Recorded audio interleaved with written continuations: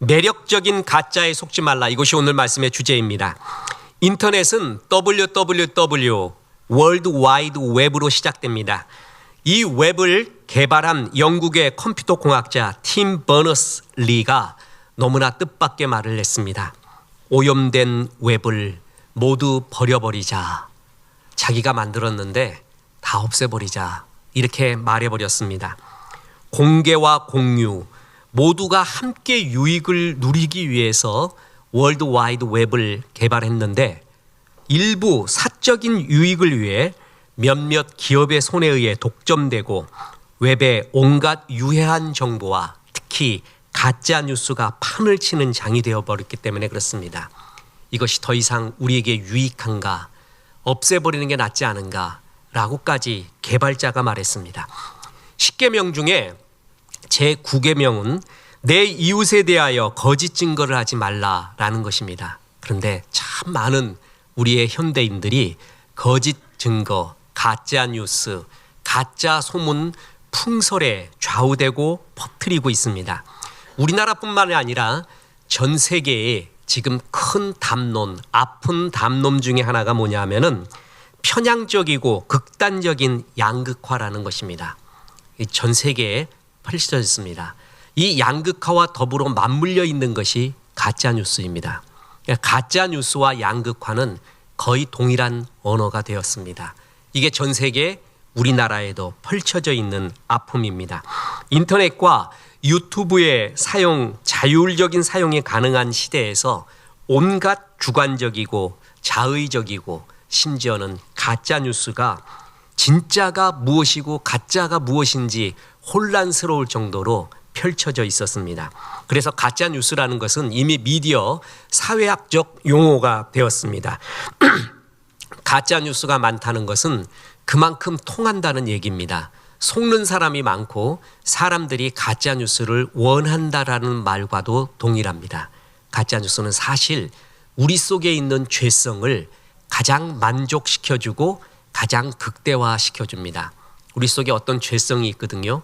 욕하고 싶고 확 쏠려버리고 싶고 하는 죄성을 가장 극단적으로 만족시켜주는 게 가짜뉴스입니다. 거기에 보면 나보다 더 극단적인 사람, 나보다 더 과격한 사람이 그 뉴스를 만들어냅니다. 그랬을 때 그걸 좋아합니다. 그냥 다른 모든 판단 능력을 스스로가 정지시켜버리고 그 속에 편승하고 그 가짜 속에서 기뻐합니다. 예일대학교 역사학 교수 티모시 스나이더가 이런 말을 했습니다. 소셜미디어를 통해 듣고 싶은 이야기만 들으려 하는 맹신이 오늘날 민주주의를 가장 위협하고 있다. 우리 스스로가 만들어내는 확증 편향의 죄성인 것입니다. 그게 가짜 뉴스를 계속 만들어내고 있다는 것입니다. 그런데 이런 혼란은 사회뿐만이 아니라 하나님 나라에도 존재합니다. 하나님 나라 밭에는 곡식과 알곡과 가라지가 함께 자라고 있습니다. 그리고 구약에서부터 끝없이 말씀하는 하나님의 말씀이 거짓 선지자를 경계하라라는 것입니다. 우리가 성경 보면서요, 선지서를 보면서 왜 이스라엘 백성들이 선지자의 말을 경청하지 않을까 의구심이 일어날 때가 있는데 나름 이유가 있습니다. 거짓 선지자가 더 많았습니다. 그래서 참 선지자와 거짓 선지자를 구별하는 것이 만만치 않았습니다. 거짓 선지자일수록 더 매력적이었습니다. 더 멋있어 보였습니다. 참 선지자는 빵으로 말하면 바게트 빵같이 아무 맛이 없었습니다. 근데 거짓 선지자는 온갖 치정과 매력이 넘쳐나서 사람들이 거짓 선지자에 수없이 따라갔습니다. 신약에 와서는 이단들입니다. 거짓 선생입니다. 거짓 선생들은 교회를 갉아먹으면서 기독교 역사에서 가장 큰 문제는 외부로부터의 핍박이 아니라 내부로부터 들어온 이단, 거짓 선생이 이 기독교를 흐려놓고 혼란스럽게 만드는 것이 더 큰 문제였습니다. 그래서 하나님은 예수님의 동생 유다를 통해서 구원에 대한 복음을 전하려고 구원 복음을 전하려고 하다가 오죽했으면 주제를 바꿔서 교회에 들어온 거짓 선생, 이단들, 나쁜 가짜에 대해서 경계하는 말씀을 전했는지 모릅니다. 바울 서신의 대부분도 이 가짜에 대해서 말합니다. 그만큼 우리는 분별 속에서 살아가는 것, 진짜로 살아가는 것이 중요하다라는 것입니다. 그래서 오늘 본문은 첫째로 이 말합니다. 매력적인 꿈꾸는 사람들을 경계하라라고 말합니다. 유다서 1장 8절 보면 그러한데 꿈꾸는 이 사람들도 그와 같이 육체를 더럽히며 권위를 업신여기며 영광을 비방하는도다. 가만히 들어온 거짓 교사들에 대한 경계를 말한 게 유다서인데 가만히 들어온 거짓 교사들을 1장 8절에서는 꿈꾸는 이 사람들이라고 표현했습니다. 얼마나 매력적인 말입니까? 이 사람은 꿈을 꾸듯 말해요. 말하는 것도 매력적이고요. 실제로 이 사람들은요, 초자연적인 계시를 나는 받았다. 그래서 성경이 아닌 자기의 이야기를 하고 교회의 질서와 목회자의 권위를 다 무시해버리고 그냥 이 받은 이 직통 계시가 제일 소중하다며 꿈꾸듯 말하는 사람들이었을 거라고 학자들이 판단하고 있습니다. 교회에서 진짜 힘든 사람 중에 하나가 뭐냐면 직통 계시를 받았다고 하는 사람. 이래서 교회의 모든 질서를 다 파괴합니다. 다 필요 없습니다. 내가 직접 이걸 받았으니까 나는 전한다고 하면서 교회의 모든 권위 또한 모든 아름다움을 다 부시는 이 사람이 교회에서는 제일 힘든 사람 중에 하나입니다. 유다서에 바로 이런 꿈꾸는 사람들이 많이 있었고 이들의 악을 하나님은 유다를 통해서 지적을 하는데 뭐라 그랬냐면 육체를 더럽히며 권위를 업신여기며 영광을 비방하는도다. 결국 이들의 끝이 이렇다라는 것입니다. 유다서에는 반드시 가지 말아야 될 6가지의 길을 말하고 있다고 했습니다. 5절에 출애굽 1세대의 불신, 6절에 자기 지위를 떠난 천사, 7절에 음행을 하는 소돔과 고모라, 그리고 뒤에 나오는 가인의 길, 발람의 길, 고라의 길이 있습니다. 이 6가지가 너희가 절대 걸어서는 안 되는 망하는 길이다라고 말해주는 거예요. 그 앞에 나와 있는 5, 6, 7절을 거짓 선생들, 가만히 들어온 거짓 교사들, 꿈꾸는 이 사람들이 결국은 행하고 있다라고 말하고 있는 것입니다. 보십시오. 그들은 육체를 결국은 더럽힌다고 했습니다. 7절에 소돔과 고모라 이야기가 바로 그 얘기입니다.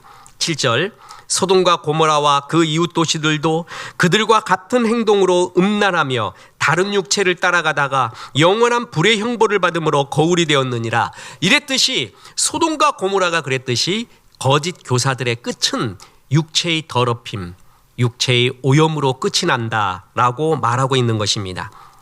동성애는 로마서에서 인간 사이의 불의를 말할 때 랭킹 1위, 최고의 타락을 동성애로 봅니다. 그런데 오늘날 우리 사회에도 세계 사회에도 어떻게 얘기합니까? 성적인 취향이라고 말합니다. 또한 성소수자라는 아름다운 이름으로 치장을 하면서 하나님의 말씀에 창조의 질서에 거슬리고 있습니다. 그리고 그들에게 동조를 할수록 지성인처럼 보이는 그런 유혹에 빠지기도 합니다. 결국은 육체를 더럽히는 일입니다.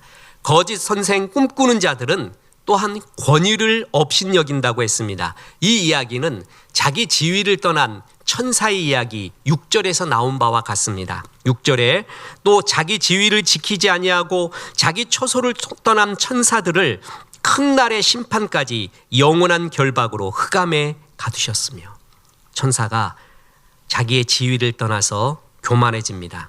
그래서 하나님의 권위에 도전합니다. 마찬가지로 꿈꾸는 자들, 거짓 선생들은요, 자기가 받은 계시, 신비하게 꿈처럼 받은 계시, 자기는 기도만 하면 하나님이 다 계시를 주신대요. 그것이 최고라고 하면서 순종이 없습니다. 질서도 없습니다. 권위에 대한 그런 순종 전혀 없습니다. 하나님의 말씀이 뭐라고 말하든, 목사님이 뭐라고 말하든, 작은 목자가 뭐라고 말하든 그건 관심 없습니다. 자기가 받은 것이 다입니다. 그게 모든 권위보다 앞섭니다. 심지어는 하나님의 말씀보다 앞섭니다. 질서를 업신여깁니다. 그러면서 이 받은 계시가 최고라고 말하고 있습니다. 자기 지위를 떠난 천사들의 교만과 똑같다라는 것입니다. 그리고 그들은 하나님의 영광을 비방한다고 했습니다. 이것은 5절에 나온 출애굽 1세대의 이야기와 똑같습니다. 5절, 너희가 본래 모든 사실을 알고 있으나 내가 너희로 다시 생각나고자 하노라. 주께서 백성을 애굽에서 구원하여 내시고 후에 믿지 아니하는 자들을 멸하셨으며, 출애굽 1세대는 누구보다 하나님의 은혜와 기적을 많이 체험한 사람들인데, 하나님의 십계명을 모세가 받을 때 밑에서 황소를 섬기면서 뭐라고까지 말합니까? 하나님이 여기까지 인도했는데 이 황소가 출애굽시킨 우리의 신이라, 우리의 신이다, 이렇게 말할 정도였습니다. 하나님의 영광을 완전히 뭉개뜨린 것이 출애굽 1세대, 그래서 망하지 않았습니까? 이때 하나님의 영광을 비방하다라는 것을 어떤 신학자들은 선한 천사들을 비방하고 모욕했다라고도 표현을 합니다. 이 천사들은 하나님의 뜻을 전달하는 자들이고 하나님의 창조 질서를 유지하는 자들입니다. 이들을 업신여기고 이들을 비방한 것은 하나님의 영광을 비방한 것과 똑같습니다. 결국 꿈꾸는 자, 거짓 교사들은요, 성적으로 음란했고요, 하나님의 권위를, 교회의 권위를 인정하지 않고 반역했으며 하나님의 놀라운 영광을, 자기의 영광, 내가 꿈꿨잖아, 내가 이 신비한 체험했잖아, 주께서 받아야 될 영광을 자기가 다 받으려고 합니다. 이런 영적인 교만에 빠져 있다라는 것입니다. 유다서는 이 이야기를 하면서 절대 이 거짓 선생들에게 속지 마라. 두 번째 교훈이 있습니다. 매력적으로 보이는 가짜에 속지 말라라는 것입니다. 근데 이 거짓들의 특징이 뭔지 아십니까? 무지 매력적이라는 것이죠. 자극적이라는 것입니다. 음식이 그야말로 먹는 순간에 자극적인 음식 있잖아요. 계속 먹으면 사람 뒤집어지는데 엄마 집밥은 어떻습니까? 별 맛이 없는 것 같습니다. 근데 먹을수록 생각이 납니다. 먹을수록 좋습니다. 집밥과 같지 않고 자극적인 매력이 가짜에게는 많습니다. 그리고 귀한 것일수록 가짜가 많은 거 아십니까? 5만 원짜리, 만 원짜리 위조 지폐는 있어도 1,000원짜리는 없습니다. 왜냐하면 만드는데 돈이 더 듭니다. 참기름 가짜도 있고요, 휘발유 가짜도 있고요, 가짜 다이아몬드도 있습니다. 그런데 가짜 걸레는 없습니다. 그거 만들려면 돈이 더 듭니다. 진짜가 귀한 것일수록 가짜가 많이 있습니다. 전 세계의 종교 중에 기독교가 가짜가, 이단이, 유사 기독교가 제일 많습니다. 왜냐하면 읊어 먹을 것이 너무 많아요. 기독교가 너무 매력적이에요. 그래서 이에 가짜가 수없이 많이 있습니다. 이 사탄은 만약에 박사 학위를 부여한다면 그에게는 심리학 박사를 줘야 됩니다. 사람의 마음, 개인의 마음과 집단의 마음, 나라의 마음을 너무 잘 압니다. 사단의 계괴라고 아시죠? 연구한다는 것입니다. 그를 넘어뜨리도록 연구한다는 거예요. 그한테는 요것만 던져주면 넘어와요. 그걸 항상 연구하고 있다가 그 미끼를 던져준다라는 것입니다. 근데 그 미끼가 너무 치명적인 매력이 있다라는 것이죠. 독을 품을수록 아름다운 거 아시죠? 송이버섯 하나 멋없습니다. 그런데 독버섯 보십시오. 얼마나 치명적인 매력이 있는가. 진짜 채플린보다 가짜 채플린이 더 채플린답게 연기를 합니다. 마귀는 마귀스럽지 않고 아름다운 빛의 천사, 광명의 천사처럼 보인다고 했습니다. 저는 어느 신학자가 하와가 뱀을 만났을 때의 상황을 설명을 하는데 굉장히 공감이 갔습니다. 왜냐하면 지금 우리가 뱀하면 다 징그럽잖아요. 어떤 옛날 우리 부흥사님은 우스갯소리로 그랬습니다. 에덴 동산이 한국에 있었으면 인류는 범죄하지 않았대. 뱀이 나타나서 말하기 전에 잡아먹어버렸대. 그냥 말하기 전에 끝나버렸대. 그 뱀이 말입니다. 지금 뱀 이쁘다고 해서 뱀 기르는 사람 거의 없을 겁니다. 있으면 좀 눈살이 찌푸려질 거예요. 전혀 없다고 볼 수는 없겠지만 거의 없다고 봐요. 그런데 하와에게 뱀이 나타났어요. 보기가 싫어요. 입도 낼름거리고요. 목소리도 좀 괴상해요. 그랬으면 하와가 가까이 했을까요? 이 신학자는 아니라고 그래요. 에덴 동산에 나타난 뱀은 굉장히 매력적이었다는 거예요. 멋진 빛깔을 갖고 있고 멋진 외모를 갖고 있고요. 보이스도 홀리 보이스가 아니라 스윗 보이스. 내용도 너무 멋있어요. 내용도 너무 멋지게 하고요. 그다음에 목소리 자체도 너무나 멋진 목소리가 나왔다는 거죠. 모양도 너무 멋졌다는 거예요. 색깔도. 그래서 하와가 그 뱀한테 매력을 느꼈다는 거예요. 그래서 얘기를 듣기 시작했다는 거예요. 지금과 같은 뱀의 모양이라면 누가 듣겠습니까? 오자마자 이 사탄아 물러나라고 시작을 했을 거예요. 그런데 치명적인 아름다움으로 다가왔다라는 것이죠. 그래서 넘어갔다라는 겁니다. 굉장히 공감이 갑니다. 마귀는 우는 사자와 같이 삼킬 자를 찾습니다. 근데 모습은 광명의 천사입니다. 아름다운 모습입니다. 예수님은 이 가짜들을 가리켜 양의 옷을 입고 오는 일이라고 표현을 했습니다. 똑같은 말입니다. 보십시오. 마태복음 7장 15절에 거짓 선지자들을 삼가라. 양의 옷을 입고 너희에게 나오나 속에는 노략질하는 일이라. 양의 모습이에요. 그러니까 마귀는 철저하게 아름다운 모습입니다. 다시 말합니다. 입에 식칼을 물고 피를 흘리고 흰 소복을 입고 머리 다 풀어 헤치고 공동묘지 속에서 나오고 그리고 꼭 보름달 때 나오고 여러분 이랬으면은 금방 압니다. 정체를 금방 알아요. 마귀가 그렇게 나오지 않는다는 거예요. 전혀 마귀스럽지 않게 나온다는 것입니다. 요한계시록 13장에는 땅에서 올라오는 짐승들의 이야기가 나옵니다. 그 짐승이 이제껏 이 세상을 그리고 나를 혼돈스럽게 한 존재입니다. 그게 짐승의 정체인데 그 짐승의 정체가 13장에서 나오는데 11절에서 이렇게 말하고 있습니다. 보십시오. 내가 보매 또 다른 짐승이 땅에서 올라오니 어린 양같이 두 뿔이 있고 용처럼 말을 하더라. 어린 양 같다고 했습니다. 뭐 같다는 거죠? 어린 양 예수 같다라는 얘기예요. 그 모습이 하는 모양이 꼭 예수님 같다라는 것입니다. 그래서 마귀는요, 어떨 때는 예수님의 모습으로, 어떨 때는 거지로, 왕으로, 빵 굽는 사람으로 이렇게 나타납니다. 그래서 나에게 가장 가까이 올 수 있는 사람, 내가 가장 호감이 가서 쏙 할 수 있는 사람의 모습으로 마귀가 가까이 온다라는 것입니다. 그래서 유대인의 전승에 보면은요, 마귀가 이제 모습을 바꿨대요. 왜냐하면 하와를 꼬실라이제이션 하실 때의 그 뱀의 모습이 그대로 유지하고 있다면은요, 하와는 지금 그걸 금방 알 겁니다. 너 때문에 내가 이렇게 됐다. 신라곤의 인생이 됐다. 내가 그 후손들에게 그것을 끝없이 가르쳐줬다. 아담, 우리 남편도 그 얘기했다. 이런 모습으로 나타나는 놈이 있으면 절대로 가까이 하지 말라고 말했다. 그래서 뱀도 그걸 압니다. 그래서 옛날의 모습으로 안 오고 새로운 모습으로 왔는데 그게 바로 광명의 천사로 속였다라는 것입니다. 굉장히 공감이 가는 얘기입니다. 그러니까 전혀 마귀스럽지 않게 나에게 다가온다라는 것입니다. 자, 그러면 이제 중요한 세 번째 교훈이 있습니다. 어떻게 속이는가? 가짜는, 악한 마귀는 우리를 어떻게 속이는가? 두 가지가 있습니다. 하나는 기적입니다. 하나는 지혜의 말입니다. 자, 보세요. 고린도전서 1장 22절. 유대인은 표적을 구하고 헬라인은 지혜를 찾으나 우리는 십자가에 못 박힌 그리스도를 전하니 유대인에게는 거리끼는 것이요 이방인에게는 미련한 것이로되 오직 부르심을 받은 자들에게는 유대인이나 헬라인이나 그리스도는 하나님의 능력이요 하나님의 지혜니라. 자, 여기서 두 가지가 나와요. 유대인은 뭘 찾는다고요? 표적을 찾고 헬라인은 지혜를 찾는다고 했습니다.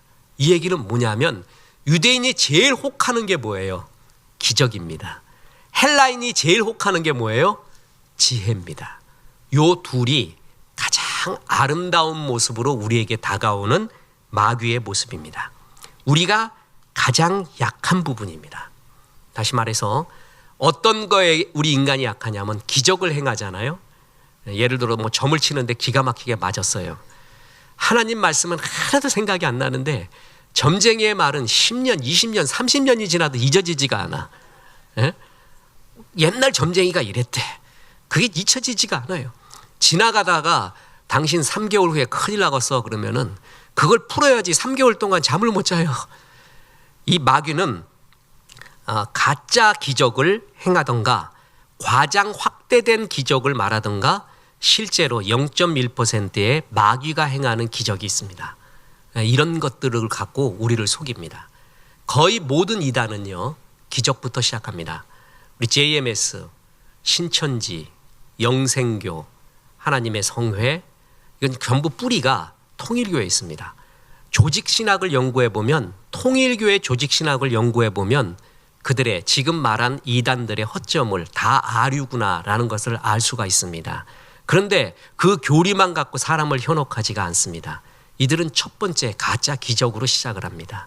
내지는 확대, 과장된 기적으로 시작을 합니다. 내지는 진짜 마귀의 기적으로 시작을 합니다. 그래서 우리 잘 아는 JMS라는 이단 교주가 있지 않습니까? 이번에 검찰에서 30년인가에 했다고 하는데, 저는 기도하기는 50년 했으면 얼마나 좋았을까. 그리고 재판부에서 30년 곱하기 2 했으면 얼마나 좋을까. 정말 악한 이단입니다. 정말 악한 이단입니다. 성도착증입니다. 정말 악한 이단. 그런데 그가 시작할 때 뭘로 시작했냐 하면은 이런 통일교의 이단 교리 조직 신학 갖고도 시작을 했지만 뭐 갖고 시작을 합니까? 가짜 기적. 그가 예언하면 맞았습니다. 이상하게 뭐 날씨 비롯해서 뭔가의 예언 같은 그걸 했을 때 딱 맞아가요. 그러니까 사람들이 와부터 시작을 합니다. 이단은, 그리고 거짓 교사는, 악한 마귀는 이것부터 시작하는 거예요. 박태선이라는 전도관이라고 아시죠? 그 이단 한강 고수부지에서 기적 행하면서부터 시작을 합니다. 사람들은 이게 얼마나 약한 줄 압니다. 지금도 그런 기적을 행한다, 점쳐준다라고 이야기하잖아요. 뭐 예언을 한다고 하면은요, 교인들 엄청나게 글로 쏠려갈 것입니다. 사람은 여기에 약합니다. 저는 직접 제가 경험한 것이 있습니다. 이단 집회가 군대인가 어디서 이렇게 한 적이 있습니다. 그래갖고 집회, 원래 이단들이 설교가 굉장히 깁니다. 거의 1시간은 기본이고 2시간 가까이에서 일단 진을 다 빼놔요. 그러니까 헛것이 보일 정도로 그냥 진을 다 빼놓고 난 다음에 나중에 뭐냐면 성령 받아라 그러면서 왜 하면서 장풍 같은 걸 쏘아요. 장풍. 성령 받아라. 예수의 피 받아라. 뭐 성령 받아라. 와 이래버려요. 그럼 그거 맞고 쓰러집니다. 쓰러지는 사람이 있고 안 쓰러지는 사람이 있습니다. 안 쓰러지는 사람은 교만한 사람에 속합니다. 그 이단 집회에 의하면. 그러면 그 안 쓰러진 사람 모아놓고 또 기도합니다. 안 넘어가면 머리라도 밀어요. 끝까지 버텼지 나는. 진짜 성령으로 미나 한번 보자. 붕 떨어지나 보자. 전혀 감동도 없어요. 근데 막 넘어져요. 사람들이. 그러면 그걸 체험했다 그러잖아요. 그럼 그때부터 아무 교리나 지성의 능력이 없어집니다. 그냥 그게 다인 줄 압니다. 그 신비한 체험이 모든 것인 줄 압니다. 그리고 이 내 지성을 넘어가는, 감성을 넘어가는 이 신비의 영역을 내가 체험했다. 그게 모든 것인 줄을 알게 됩니다. 이단들은 이걸 잘 압니다. 그래갖고 성령 받아라 장풍 쏘고, 실제로 여기에 넘어간 사람들이 참 많이 있고, 군에가 있어서 지금 가끔 만나고 있는, 저로서는 이렇게 군대 선배죠. 근데 같은 군대에서 신우회 활동을 하고 있었습니다. 그래서 너무나 좋습니다. 그런 사람들 만나면, 지금 만나는 군대 사람들 보면 신우회, 그때 그 부대에 나갔던 사람들이에요. 그렇게 좋을 수가 없어요. 그래서 식사를 하는데 그때 이제 김병장이죠. 김병장. 저는 이제는 호칭을 달리 부르지만 그분이 그래요. 자기가 집회를 갔는데 장풍 쏘아가지고 다 쓰러뜨리래. 근데 거기서 자기만 안 넘어갔대요. 그래서 어떻게 했습니까? 그랬더니 나중에 밀드래. 나중에 머리를 밀드래요. 근데 안 넘어갔대. 그래서 잘 넘어가지 않았습니다. 그래서 그 집회 뭔지 아시죠? 그러니까 이단 집회래. 알고 보니까 이런 걸 통해 가지고, 일반 교회에는 이런 능력 없지, 너 이런 거 한번 체험해 봤는가? 사람들을 현혹시키는 게 바로 이러한 기적 이야기입니다. 가짜의 특징은 사람들을 현혹시키는 기적 같은 것을 보여준다라는 것입니다. 그래서 주님이 이런 말을 했습니다. 마태복음 24장 24절에 정말 중요한 구절입니다. 보십시오. 거짓 그리스도들과 거짓 선지자들이 일어나 큰 표적과 기사를 보여 할 수만 있으면 택하신 자들도 미혹하리라. 거짓 그리스도, 안티크라이스트와 거짓 선지자의 특징이 뭐죠?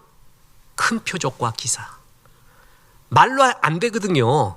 그런 말 이제 듣기도 괴롭고 도를 아십니까? 당신은 도에 정통한 것 같습니다.부터 시작해도 아무래도 이제 안 들어요. 예, 그러니까 뭔가를 보여줘야 돼요. 그러면은 무슨 말하기 전에 거기에 신기한 거예요. 거기에 넘어가요. 마귀는 우리 인간이 여기에 약하다는 것을 너무나 잘 압니다. 우리 교회 요 위에 전에 영동백화점 있을 때 거기에 비읍 목사가 인도하는 2단 교회가 있었습니다. 그 교회에 다니던 사람을 제가 상담도 했습니다. 그 교회에서 뭐 했는 줄 아십니까? 예언표를 나눠줬습니다. 그래가지고 너무 사람이 많아서 기도받는데 순번 가지고 여러분 그 저 무슨 켄터키 프라이드 시킨 그 순번 갖고 기다리고 있듯이 쭉 기다리고 있는 거예요. 그래갖고 그 순번대로 가면은 그 개인에 대해 개인 예언을 해줬습니다. 그래서 그걸 받고 왔어요. 그래서 저한테 와서 저보고 받으래요. 그래갖고 내가 받으려고 했습니다. 어떻게 받으려고 했냐면 진짜 내가 찾아가자. 난 진짜 그러려고 했다니까요.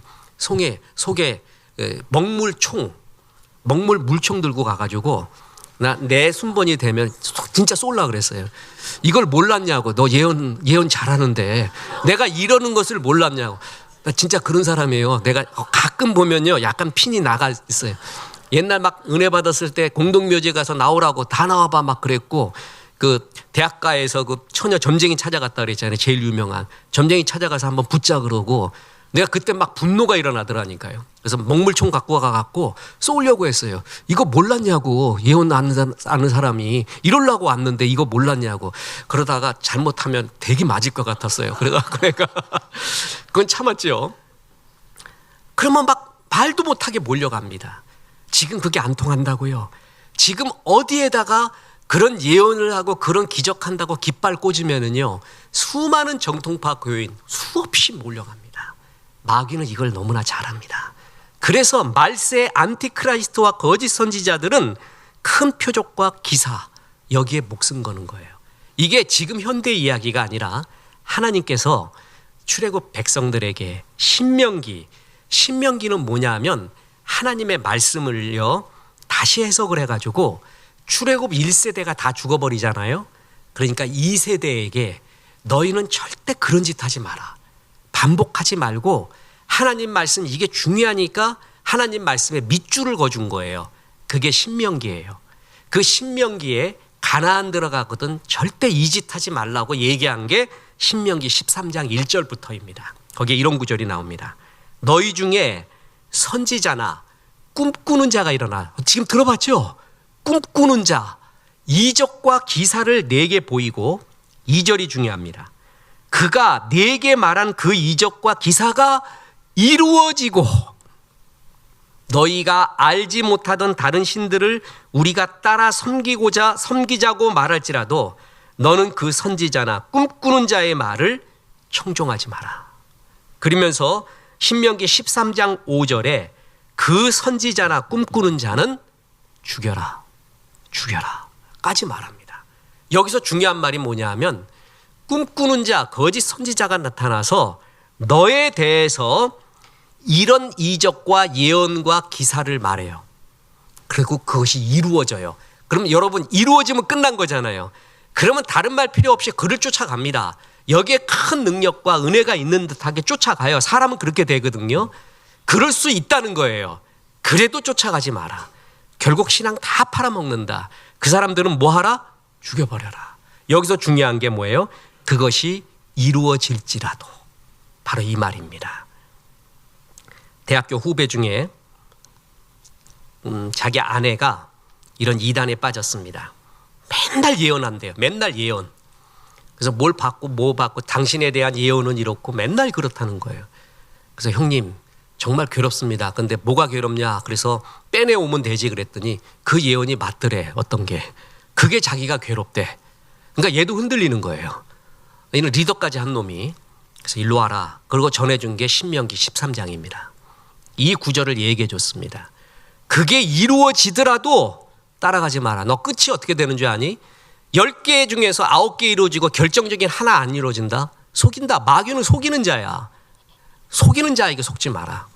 옛날 이런 말이 있습니다. 무당 사람이 다 죽어가요. 그래서 제일 용하다는 무당을 제일 비싼 돈 들고 데려왔습니다. 그러니까 하루 종일 푸닥거리 하더니 염려 말라고 산다고 했습니다. 그런데 죽어버렸습니다. 그때 그 무당 다시 찾아가서 죽이네 살리네 하고 이 돌팔이야 얘 죽었잖아 그랬더니 아니래. 자기가 분명히 귀신의 칼을 뽑았대. 칼을 뺏었대. 자기가 죽이려고 하는 칼. 그러더니 이 칼 뺏었더니 이 나쁜 놈 목 졸라 죽였구나. 그 귀신의 칼 뺏었더니 이 나쁜 놈이 목 졸라 죽였구나. 웃긴 얘기죠 정말. 여러분 몇 개 맞는다고요 그거 쫓아가지 마십시오. 예언이 이끄는 삶, 점이 이끄는 삶 살면 안 됩니다. 말씀이 이끄는 삶을 살아야 되는 거예요. 그거 아무것도 아닙니다. 굉장한 것 같아도 아무것도 아닙니다. 눈앞에 그런 휘황찬란한 에덴 동산의 뱀 같은 기적인 눈앞에 보일지라도 맞을지라도 너는 청종하지 마라. 맞을지라도 가지 마라. 유대인은 표적을 구합니다. 또 하나의 치명적인 아름다움으로 우리를 속이는 게 지혜라는 것입니다. 유대인은 뭘 구하고? 표적을 구하고 헬라인은 지혜 찾는다고 했습니다. 고린도전서 1장 22절 유대인은 표적을 구하고 헬라인은 지혜를 찾는다. 지혜로운 지성인이 이렇게 말합니다. 나는 그런 기적 같은 거에 안 넘어가. 저 가짜야. 과장 확대된 거야. 심리학적 용어로도 해석이 될 수 있어. 난 그런 거에 속지 않아. 그런 사람이 넘어가는 게 뭐예요? 지혜의 말입니다. 지혜라는 이름, 과학이라는 이름, 철학이라는 이름, 예술이라는 이름으로 찾아온 지혜, 황홀한 이름으로 찾아온 지혜, 지성인의 모습으로, 교양인의 모습으로, 논리적으로 균형 잡힌 모습으로, 흠모할 만한 모습으로 찾아온 지성 앞에 그들이 또 넘어지게 됩니다. 인문학의 주인은 하나님입니다. 문사철 예술, 문학, 역사, 철학, 예술의 주인은 하나님입니다. 그래서 이 분야에서 진짜 이 분야의 주인이 하나님이라고 그것을 선언하며 문학 활동을 하는 분, 철학 활동을 하는 분, 역사 그리고 예술 활동을 하는 분들이 있음에도 불구하고 많은 사람들이 문학과 역사와 철학, 예술을 통해 하나님을 거부하는데 너무나 쉽게 빠져들게 있습니다. 문학, 철학에서 doing philosophy, 철학함, 철학을 한다. 그래서 철학자들이 제일 중요시 여기는 게 뭔지 아십니까? 네가 주인이 되라는 말입니다. 네가 삶의 주인이 되라. 네가 삶의 주인이 되는데 방해되는 모든 것들을 거부하라. 이렇게 말합니다. 그리고 내가 삶의 주인이 되어 살아가는 것을 그것을 철학가, 그것을 자유인이라고 표현을 합니다. 문학에서도 그런 경우가 많습니다.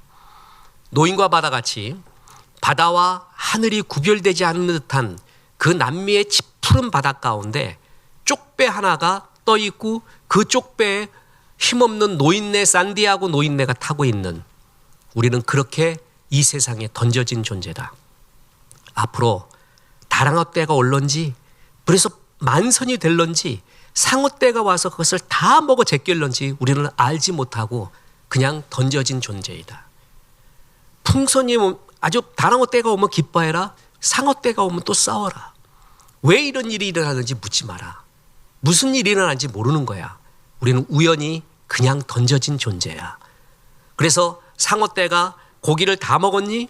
산디아고 노인은 집으로 돌아갑니다. 그럼 난 다시는 고기 잡지 않아. 이렇지 않고 그날 꿈에 또다시 고기 잡으러 가는 꿈을 꾸게 됩니다. 알 수 없는 운명 앞에 맞서라. 대항해라. 이게 자유다. 이게 영웅이다. 얼마나 멋져요. 기적을 믿지 않는 사람은 이런 것에 넘어가요. 그래 내가 주인이 되라고 합니다. 성경은 내가 주인 되어 살아가는 것을 최고의 죄라고 말하고 있습니다. 요한복음 16장 9절에 죄에 대하여라 함은 그들이 나를 믿지 아니하며. 이게 최고의 죄인데 문학에서는 철학에서는 예술에서는 네가 주인이 되어 자유롭게 살아가는 것을 최고의 자유인이라고 말합니다. 기적을 믿지 않는 사람은 이런 멋진 논리를 가진 지성의 지혜의 말에 녹습니다. 마귀는 이렇게 아름답게 다가옵니다. 얼마나 아름다운 말입니까? 물고기는 물에서 자유롭고 새는 하늘에서, 기차는 레일 위에서 자유로운 겁니다. 사람은 우리를 지으신 하나님 안에서 자유로운 것입니다. 이걸 다 벗어나게끔 문사철 예술에 종사하는 사람들 중 많은 사람이 그 얘기를 합니다. 과학은 얼마나 좋은지 모릅니다. 저는 특히 의학의 발달은 너무나 감사합니다. 저도 의학의 발달 아니었으면 죽게 가서 지금 천국 찬송하고 있습니다. 그런데 지금 그나마 여기서 살 수 있는 것이 의학이 발달돼서 살려줘서 이렇게 하고 있지요. 특히 저는 계속 말하지만 세탁기의 발명은 여인들을 정말 해방시켜줬습니다. 얼마나 좋습니까? 요즘 또 건조기까지 나와갖고 더 해방됐습니다. 이거야말로 여인들을 정말 해방시켜주는 최고의 아름다운 하나님의 일반 은총이었습니다. 과학은 하나님이 주신 최고의 일반 은총 중에 하나입니다. 그런데 그 과학을 갖고 하나님을 대적합니다. 하나님이 우리를 만들었다고 하지 않습니다. 빅뱅에서 나왔다고 합니다. 무기물에서 나왔다고 합니다. 진화돼서 나왔다고 합니다. 이걸 팩트라고 말합니다. 이걸 과학의 이름으로 말합니다.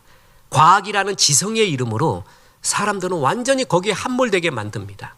유대인은 표적을 구하고 헬라인은 지혜를 찾습니다. 표적과 지혜가 우리가 제일 약한 부분인 것을 마귀가 압니다. 그래서 쟤는 기적으로 다뤄야겠구나, 쟤는 지혜로 다뤄야겠구나. 그래서 둘의 유혹을 줍니다. 그래서 완전히 주의 일을 못하게 한다라는 겁니다. 예술은 얼마나 자유입니까? 저는 아트페어 요즘 얼마나 비싼지 모릅니다. 전에 2만 원, 15,000원 하더니 이제는 10만 원 가까이 해요. 그래도 그건 가야 됩니다. 진짜 가서 정말 느껴야 돼요. 아트페어 가면 느끼는 게 뭔지 아십니까? 자유입니다. 인간이 이렇게 자유롭게 표현할 수 있구나. 그래서 저는 지금은 이제 안 하고 있습니다. 하나님께 일면 감사도 하는 게, 저는 사진 석사까지 하려고 했다 그랬잖아요. 너무 좋았어요. 사진에 대한 표현이. 지금도 꿈은 놓지 않습니다. 우리 집사람은 자꾸 팔라고 합니다. 갖고 있는 것이 있으면은. 내가 거기에 내 속아가지고 몇 개 팔고 얼마나 달 보고 울었는지 모릅니다. 집사람은 행복해서 웃고 나는 달 보고 울고. 그 사진을 오죽했으면 그러겠어요. 그런데 석사 들어가려면 3가지가 있어야 된대요. 돈이 있어야 되고, 기술이 있어야 되고, 시간이 있어야 된대요. 전 3가지가 다 없어요. 그래서 이 길은 내 길이 아니구나. 그래서 정식 학과는 못하고 수많은 세미나는 다녔습니다. 사진학과 교수들이 인도하는 세미나 많이 다녀서 배웠어요. 그때 그 사진학과 교수님이 우리가 사진을 하려면 현대는 이 사람을 통과해야 된대요. 그리고 가르쳐 준 사람이 하나 있었습니다. 그게 뭐냐면 로버트 매플소포라는 사람입니다. 정말 사진 잘 찍습니다. 여러분 사진 한번 보겠습니다. 그가 찍은 꽃사진, 우리가 보는 꽃사진하고 좀 다르죠? 굉장히 달라요. 뭘 느껴요? 뭔가 좀 느껴져요? 굉장히 좀 에로틱하지 않습니까? 뭔가 야리꾸리해요. 그죠? 그 다음 사진 보겠습니다. 아무튼 우리가 보는 꽃사진하고 다르다니까. 저런 게 30점 있었습니다. 어떻게 꽃을 이렇게 꼭 이야기하는 것 같이 우리의 심상같이 찍을까 그랬어요. 근데 서서히 정체를 드러냅니다. 그 다음 사진 보겠습니다. 왼쪽에 있는 하얀 옷 입은 사람이 매플소폰입니다. 그럼 오른쪽에 있는 사람이 애인 같습니다. 저 사람이 성이 남성 같아요, 여성 같아요? 남자입니다. 그 다음 사진을 보겠습니다. 이제 정체를 완전히 드러냈습니다. 동성애였습니다. 동성애를 이렇게 아름답게 표현하는 것, 저는 요까지가 보여줬는데요. 동성애의 성적인 관계를 표현한 사진이 있습니다. 근데 정말 잘 찍었어요. 어떻게 저렇게 표현하는지를 모르겠습니다. 기가 막힌 천재입니다. 그러면서 이 사진을 잘 보고 이게 예술이래요. 그래서 저는 그때 신학교를 다니지는 않았지만 신학교 결심을 하고 있었던 상태에서 물어봤습니다. 너무 외설스럽습니다. 그랬더니 그 사진학과 교수님이 하는 말 아직도 잊혀지지 않습니다. 예술과 외술은 비슷하다. 예술과 외설은 비슷하다. 저는 이렇게 생각합니다. 저건 외설이 아니라 예술도 아니라 죄악입니다. 예술이라는 이름으로 다가온 치명적인 광명의 천사 같은 죄악입니다. 제가 생각이 경직되어 있는지 모르겠습니다. 근데 저는 아니라고 봅니다. 저건 아닙니다. 이렇게 다가옵니다. 내가 봐도요, 특히 꽃사진 보면은 그가 찍은 꽃사진 보면 정말 아름다워요. 저렇게 어떻게 저렇게 찍을 수가 있어? 이제껏 내가 본 꽃사진하고 달라요. 완전 이야기가 있고 사람 같아요. 에로틱하고 아주 눈물 흘리는 것 같고 애처로운 것 같고, 그게 지금 동성애자들의 에로틱한 표현, 자기들의 눈물, 자기들의 애처로움, 이렇게 말하고 있는 거예요. 성경은 분명히 죄악이라고 말하는데 이미 우리는 어떻게 알고 있냐면 성적인 취향이라고 알고 있습니다. 취향이 다르다. 그리고 성소수자라는 아름다운 이름으로 치장되어 있습니다. 이것이 받아들여지고 이걸 받아들이는 지성인이 있다면 그 지성인은 정말 깨인 지성인이라고 여겨지는, 그렇게 비스무리하게 흘러가는 사회에 우리는 이미 있다라는 것입니다. 마귀는 아름다움으로, 치명적인 아름다움으로 우리에게 다가옵니다. 이 세상에서 꿈이 없는 것보다 가짜 꿈을 쫓아간 인생이 더욱 불쌍합니다. 이 세상에서 참된 내가 아닌 가짜 나를 쫓아간 인생이 정말 불쌍합니다. 참된 나는 하나님 안에 있습니다. 하나님이 말씀해 주신 나, 나에게 부탁한 비전, 그 속에 나, 그것이 참된 나입니다. 그런데 마귀는요, 육신의 정욕, 안목의 정욕, 이생의 자랑을 주면서 가짜 나로 바꿔버립니다. 평생 그걸 쫓도록 만들어버립니다. 그래서 참된 나를 모르고 가짜 나 속에서 살아가게끔 만듭니다. 막스 프루시라는 소설가의 나를 간텐바인이라고 부르기로 하자라는 소설이 있습니다. 정말 좋은 소설입니다. 실험적 소설인데요, 하나의 인물을 다양한 신분과 관계 속에 놓아보는 겁니다. 내가 아닌 다른 사람으로 나는 살아보면 어떨까, 그런 생각 해보잖아요. 그래서 실제로 이 사람은 자기의 이름을 간텐바인으로 바꿉니다. 다른 인간관계, 성격까지 바꾸어 봅니다. 그래서 간텐바인으로 눈먼 사람으로 평생을 살아갑니다. 그리고 결혼까지 합니다. 그래서 그런 사람은 어떨까라고 느껴봅니다. 물어보겠습니다. 나는 한재욱인데 나를 간텐바인이라고 부르기로 하자. 이제부터 나는 눈먼 사람이야. 그래서 결혼까지 했어요. 난 인생을 실험해봐요. 그렇게 가짜로 살아보는 건 어떨까라고 실험을 해봐요. 그럼 그 아내는 어때요? 가짜하고 살아가는 거잖아요. 그게 사랑이에요? 그게 인생이냐고요? 그게 삶이냐고요? 가짜는 삶이 아닙니다. 가짜는 하나님이 기뻐하지 않는 일입니다. 진짜가 소중한 것입니다. 진짜 나, 그게 소중한 겁니다. 여러분, 간증 같은 것도요, 너무 극적인 간증, 너무 그런 거 좋은 거예요. 저는 그런 간증도 하나님이 체험하게 해주는 사람은 가능하다고 봅니다. 특히 저는 최고의 극적인 간증, 제가 구원받을 때의 간증입니다. 이 극적인 건 하루아침에 변해버리는 거, 이것이 있다고 저도 믿는 사람입니다. 여러분, 저는 취향을 아시잖아요. 평범한 간증, 내가 일상에서 느끼는, 내가 예배드리고 성경 공부하고 밥하고 빨래하고 아이들 기르며 그때 느끼는 평범하고 지극히 무미한 듯한 간증, 그 또한 소중한 겁니다. 극적인 큰 간증에 자기를 싣지 마십시오. 그 사람을 대리만족하지 마십시오. 그냥 그 사람 그렇게 하나님 주신 거고요. 나는 그렇게 큰 간증이 없어도 하나님이 믿음 생활 유지할 수 있게끔 되니까 나한테는 평범하게 역사하는 거예요. 쟤는 극적으로 해야 되는 애야.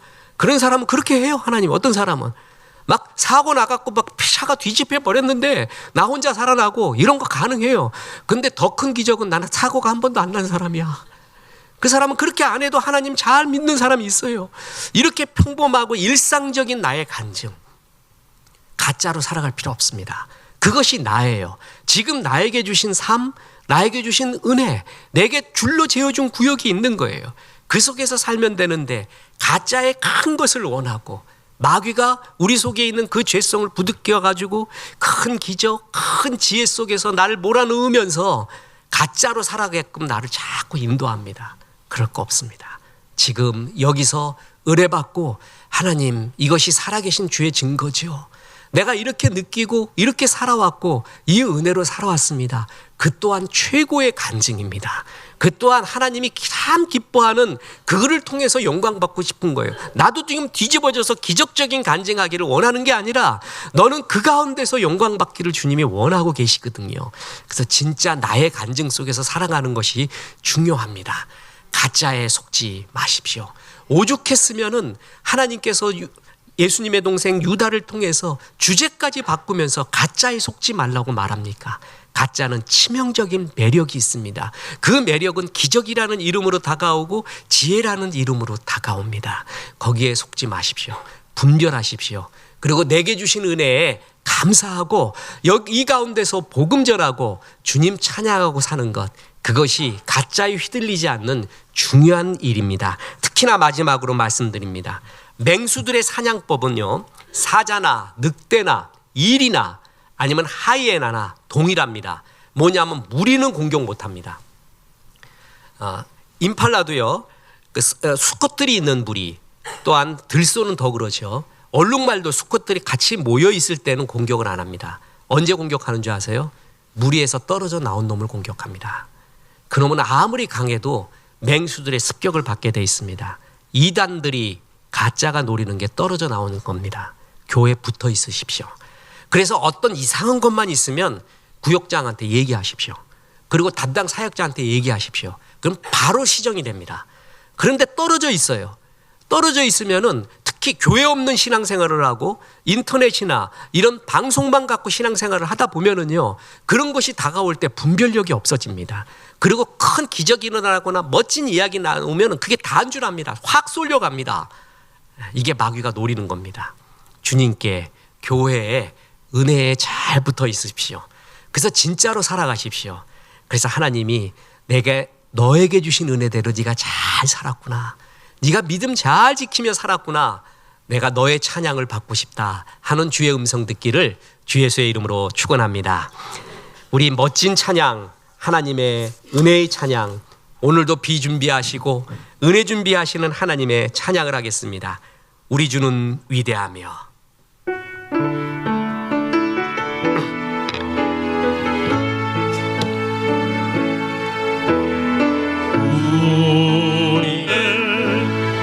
이제는 우리 구주 예수 그리스도의 은혜와 하나님의 크신 사랑과 성령님 치명적인 매력 있는 각자에 속지 말라 말씀하심이 이 말씀에 아멘한 성도들에게 함께 하셔서 이제부터 끝날까지 크신 영광 받으시옵기를 우리 구주 예수 그리스도 이름으로 축원하옵나이다.